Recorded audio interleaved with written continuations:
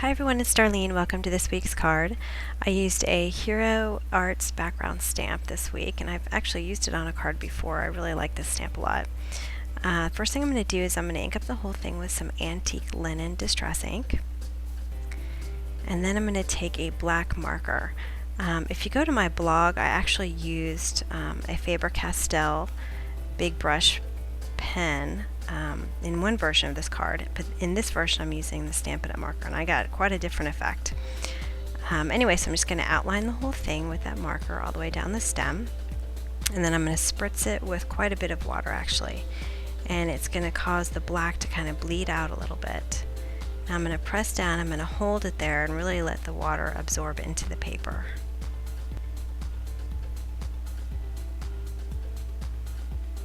Alright, now you can see there's that shadow behind my flower.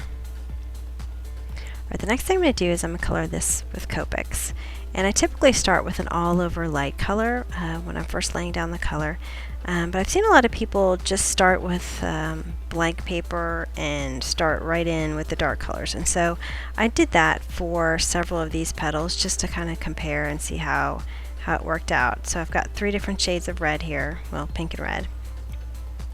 And I'm doing the dark first, then medium, then light, and I'm also using a colorless blender, which is the number 0, and that will remove color, or actually it pushes color away.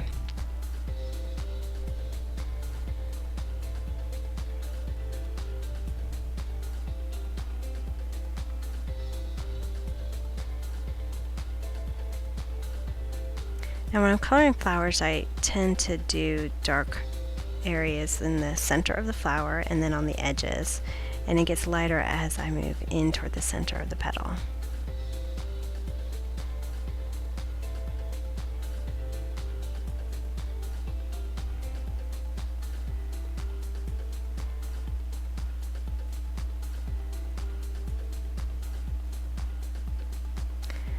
Alright, so I'm going to speed up some of these petals here where I'm doing the dark color first.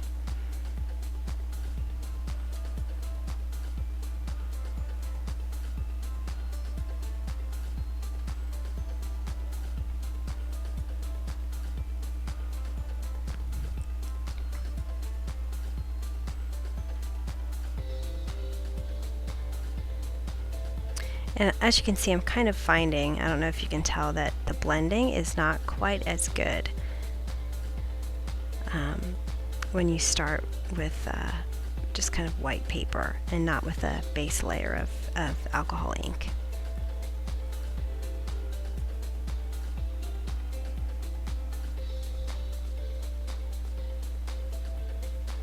Okay, so now I'm going to start coloring my petals first with an all-over light color. So now my pen caps are off camera here, but I just started with the very lightest color and laid down one layer of color on my petal before I went and started coloring with my darker and medium shades. And I really feel like it made a difference in the blending, and it just blends a lot nicer.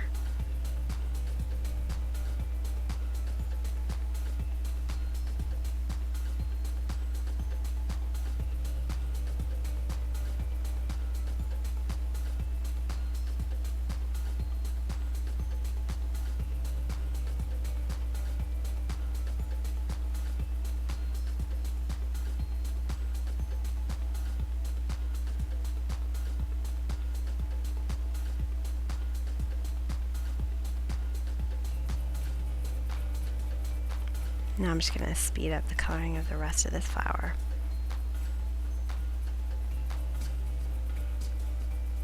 Now on those parts where they're kind of small, it's like the petals are folding in, I try to do some shadowing, like where they curl over onto the main leaf, because you would see a shadow there. I'm doing that right there. And then with the small area, it's so small that I actually just use 2 colors, the darkest and then the medium, and then I go in with my 0 to remove some color. I find that that's easier than using 3 separate colors on that small area. It's just not big enough.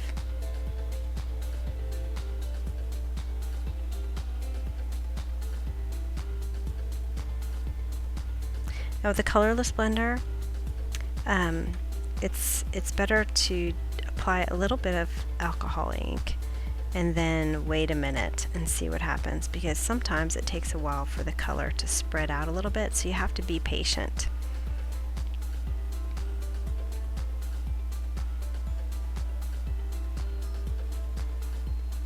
Alright, now I'm going to color my stem, with just 2 colors here. And then I'm going to take my Zero blender to remove a little bit of color right there. And it's just subtle. Now I'm coming back in with my Stampin' Up! Marker, and I'm outlining the whole thing, and I really think this makes it pop. And the lines are kind of thick in the middle of the flower, and so I'm actually coloring them in to be pretty thick.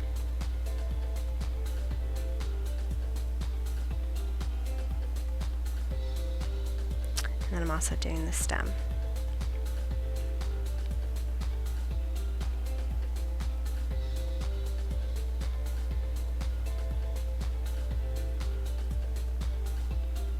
My final step for this flower is to take this rose red marker, and I just wanted to have a little bit of extra texture on these petals, and so I'm kind of just drawing some faint lines in there.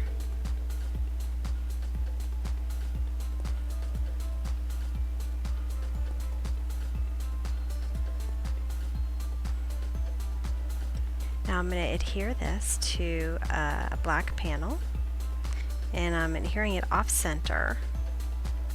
And at first I don't know why I did that, and then I decided I needed something else on the left, and so I decided to take my gel pen and just draw a few lines right there on the side just to balance the card out. And you can't really tell on the video, but the first line I drew, I moved my ruler and it smeared onto the black cardstock. So if that happens to you, the easy trick, there I go, is to take my black marker and just color right over it.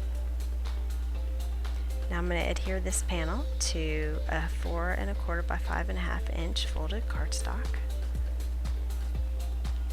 And then finally I'm going to add some black enamel, and it's just kind of like a shiny, perfect pearls almost, but it's not pearl, it's like shiny black.